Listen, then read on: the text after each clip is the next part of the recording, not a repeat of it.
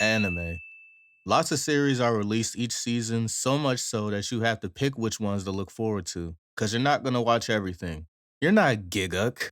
However, are you just going to watch an entire season to see the potential payoff at the end? Probably not.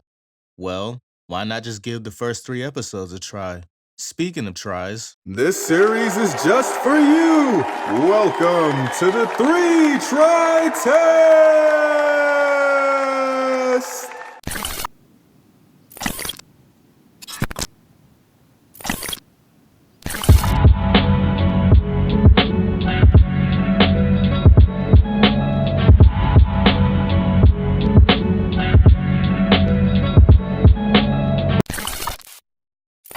welcome to another episode of the 3-Try Test, the series where I review anime based on the first 3 episodes. With this, I can review a lot more without getting attached to anything unless I choose to. Here's how it's gonna go. I will give a short synopsis of the show.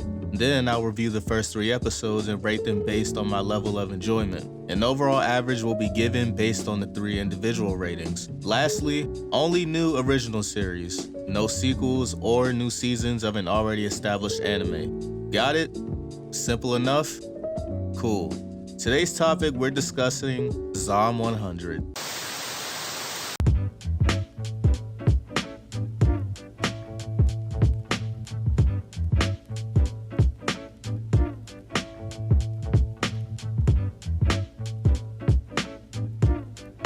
In this series, we follow Akira Tendo, a young, bright-eyed new employee working for his favorite company in the entertainment business. This guy is ready to take the world by storm and meet his favorite figures in the industry. But is he ready for the huge reality check and what's to come with the Japanese work culture? Episode 1, we get introduced to our protagonist watching a zombie movie, seemingly looking like a zombie himself. Not because he got bitten, but due to the 3 years of Japanese work culture he's been experiencing. Flashback to his first day, as he's excited to start working what is essentially his dream job. He feels right at home, being welcomed by the other employees of the agency. Akira even bumps into the quote-unquote woman of his dreams, Otori Saori. In his mind, he's thinking that he's never gonna quit. He can stay there forever. After a productive first day, the agency goes out for dinner and drinks, and Akira tags along, with the employees wanting to know more about him. As dinner inches closer to being finished, grateful for everything that has transpired, Akira thanks everyone. But a revelation is about to dawn on him. You thought the shift was over? Nah, fam. It's just getting started. That's right, young Padawan. You're working for an exploitative company.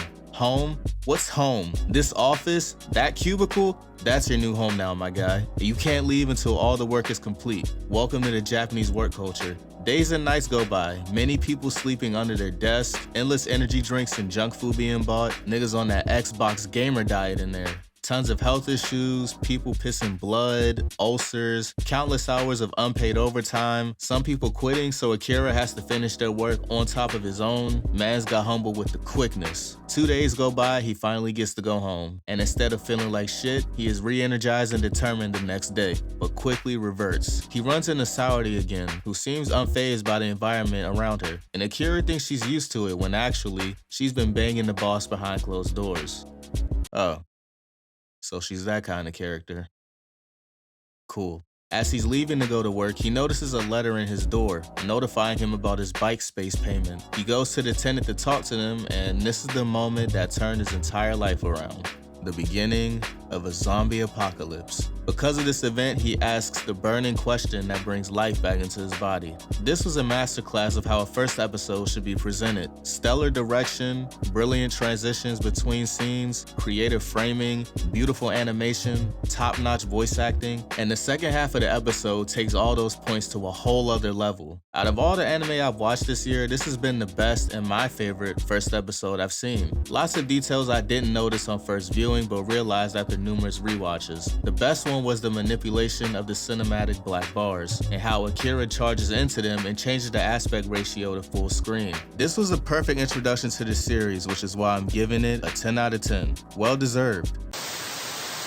Episode 2 opens with the leader of the agency yelling at Akira for not working fast enough. Getting more and more intense, we then cut to Akira waking up the next morning from that now nightmare. He then proceeds to clean 3 years worth of dirt and grime out of his apartment, taking out the trash, scrubbing the toilet, vacuuming the floor, doing laundry. Man's doing everything. And after a hard cleaning and a newly rejuvenated apartment, he celebrates with a nice cold beer, something he hasn't drank since he started working. So he spends his day doing just that, kicking back and drinking beer. That is, until he runs out and has to get more. He has it in his mind already that that's what he's gonna do, so he makes a quick run to the store. And this is where we meet waifu number 1 of the series, Shizuka, another survivor. She's basically the opposite of Akira, extremely calculated, doing everything she can not to turn into a zombie, keeping risk as minimal as possible. Side note, she's voiced by Tomari Kusunoki, who also voiced Makima in Chainsaw Man, and her voices are just ASMR in my fucking ears, dude, like seriously.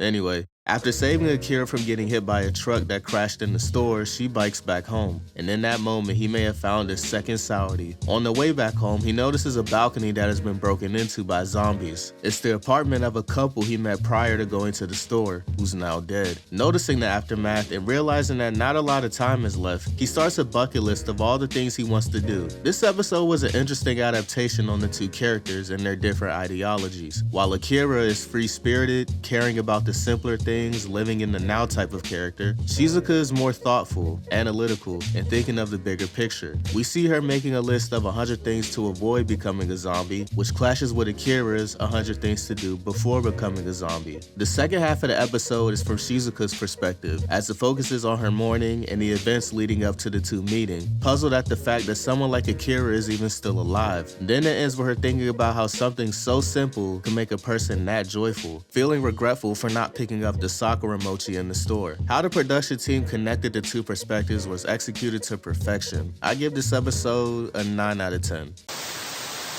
Episode 3, we open with Akira trying to grow a beard, but realizing he can't. Japanese problems, I guess. He then checks his phone through messages he's received over the last 3 years. He sees a message from his best friend Kencho, who he played rugby with in college. Knowing the person he is, he wouldn't be dead in this circumstance, so Akira randomly texts him, and Kencho responds saying he's in Shinjuku. He's been trapped in a love hotel in the bondage room for 3 days, living off of nothing but water. Akira rides on his motorcycle to Shinjuku with the quickness. Oh yeah, he got a motorcycle last episode after a truck ran over his bike. They finally run into each other after Akira causes a distraction to lure the zombies away from the hotel. He breaks down in tears and apologizes to Kencho for not taking his advice and quitting his job all those years ago. While apologizing, the zombies caught up to them. They make a run for it, going to the roof of the building. Compared to episodes 1 and 2, this is more laid back, for lack of a better word. Seeing Akira and Kencho's interactions and them reuniting were hilarious and emotional. Kencho basically pretending to be a big shot real estate agent to impress Akira, when in reality, he wanted to quit his job as well and become a stand-up comedian. And this is another side note, the running gag of him getting naked every episode,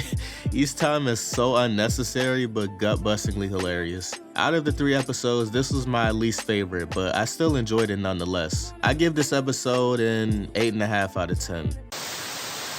Zom 100 released at the perfect time for me, as I can 100% relate to Akira and him as a character. Working for this company he's been looking forward to, and him not thinking what he thought it was going to be, so this unfortunate event happens and it gives him the realization to do whatever he wants, because time isn't on his side. Minus the zombie apocalypse, I have the same thought process as Akira. Throughout the years, I wasted a lot of time doing what I thought I wanted to do. I went to college, graduated, worked retail, worked a government job for half a year, and during all of that, I could have used that time for what I truly wanted, which is this. Numerous times I wanted to start a YouTube channel back in the late 2010s, even doing it for fun in middle school, and actually connecting with some now popular YouTubers and rappers like I'm Dante, Thummin, and Rico Nasty. But I didn't take advantage of the situation because I was still in college and have regretted it since. And the constant thought still of maybe if I started back then, I'd be just as big as them, or I'd be living a life I truly want for myself.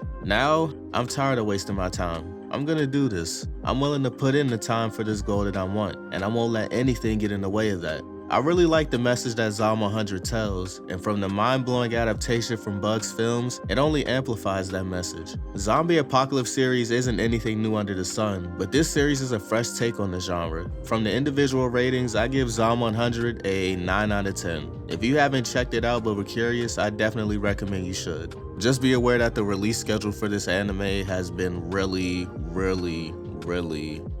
trash, but just bear with it because I think like the studios changed halfway during production from what I heard.